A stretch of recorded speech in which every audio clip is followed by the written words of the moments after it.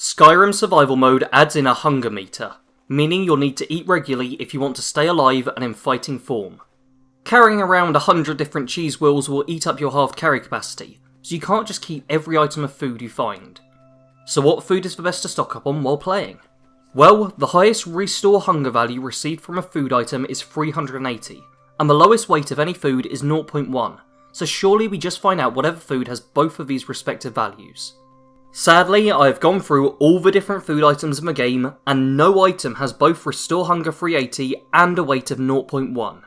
The lowest weight I could find on a 380 hunger food item was 0.5, and this belongs to apple cabbage stew, or beef stew, or apple pie, or any other soup, stew, or similar food stuff. That's a good start, as we know that various soups are going to be good to have with us, but as it turns out, they may not be the best. Next, I looked at what food items had a weight of 0.1 and still had a high hunger rating. In this case, 220. In this category, we have apple dumplings, chicken dumplings, garlic bread, lavender dumplings, rabbit haunch, and steamed mud crab legs. The first four of these you may never have heard of, because they are part of a half-fire add-on and require you to have a house with an oven in it.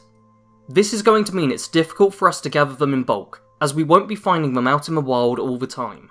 Despite this, they still are great items, and if you do plan on making yourself a home, then you will want to cook these whenever you're there. Garlic bread in particular has the added effect of curing all diseases, which saves you the hassle of having to use up a potion or spend 100 gold praying at a shrine. Out of the other two options we covered, steamed mud crab legs restore 12 points of health, whereas rabbit haunch only restores 5, so make sure you're taking the legs off of those mud crabs. However, once again we run into a problem, as to make this item you also need butter, an item that isn't the most common in Skyrim, however it can be found occasionally at food merchants and inns. Rabbit haunch on the other hand only requires a single salt pile and raw rabbit leg, making it a very easy item to create for the most part, and is arguably the best food item for carrying around with you as you travel the lands of Skyrim.